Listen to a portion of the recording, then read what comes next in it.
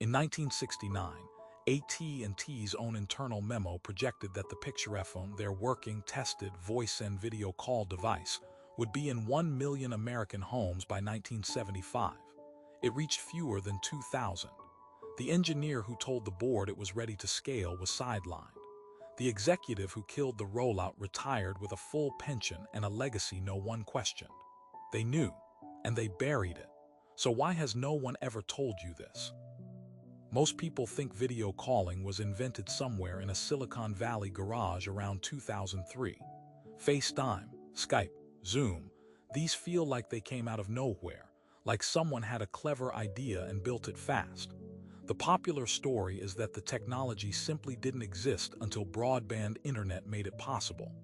AT&T wanted you to believe that. They spent decades making sure you believed it. Because AT&T had working video calling technology in 1964, demonstrated it live at the World's Fair in New York in front of millions of people. Visitors picked up a handset, saw a face on a screen, spoke in real time to someone in a booth across the building. The crowd was stunned. The press called it the future. AT&T called it the Picturephone, and then quietly decided the future could wait. Here's what the public never saw. By 1969, AT&T had spent what would equal roughly $2 billion in today's money developing the Picturephone into a deployable product. Internal engineering reports confirmed the hardware worked. The transmission infrastructure was tested and viable. A limited commercial rollout launched in 3 cities, Chicago, Washington, Pittsburgh, in 1970.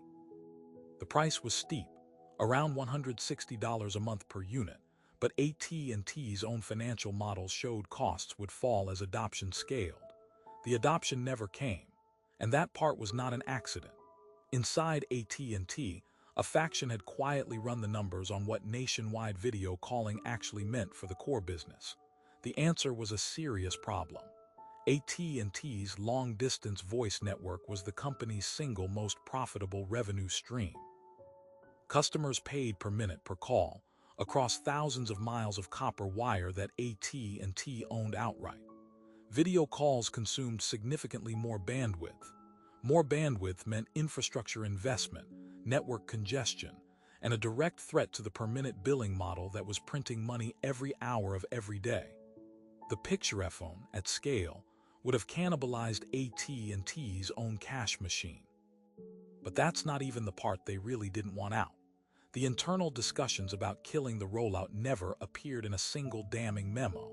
They happened the way large institutions have always buried inconvenient technology, through budget allocation. The Picturephone division was quietly defunded year by year. Promised marketing was rerouted. The high monthly price was never reduced, which strangled consumer demand before it could build momentum. Competitors who might have licensed the underlying technology were blocked through AT&T's monopoly control over the telephone network itself. A monopoly the federal government was actively permitting AT&T to maintain. The FCC reviewed AT&T's practices during this exact period. The outcome: nothing changed. The people positioned to regulate AT&T were the same people who had spent entire careers inside the telecom industry, then rotated into government, and then rotated back out again into comfortable private sector roles. The idea that someone in Washington was going to force AT&T to deploy technology that threatened AT&T's own profit structure was never realistic. The oversight system had been staffed by the industry that needed overseeing. By 1974, the Picturephone commercial service was dead. AT&T publicly blamed consumer disinterest. Low adoption, they said. The market simply wasn't ready. The market wasn't ready because the price never dropped, because the investment was never made, because the people running AT&T had done a quiet internal calculation and decided that protecting the present was worth more than building the future. The victims of that decision were invisible. You cannot mourn what you never knew existed. Millions of Americans across the 1970s, 1980s, and 1990s who might have video called a dying parent from across the country, watched a child's first steps from a business trip 1,000 miles away, or built a small company with clients in another city without flying. They never got to.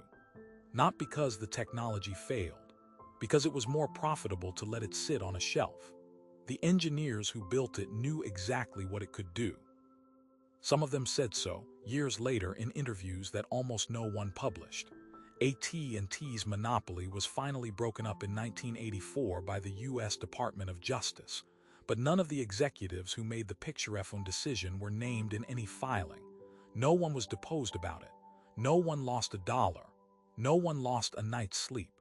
Zoom was founded in 2011. We acted like it was a breakthrough. Here is what stays with me. AT&T didn't just bury a product. They delayed a technology that existed, tested, and worked by approximately 30 years. And the mechanism they used wasn't fraud anyone could prosecute.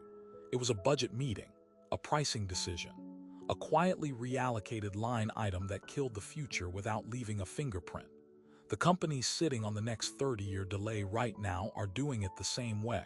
The question isn't whether it happened. The question is which industry you're living inside while it's happening again.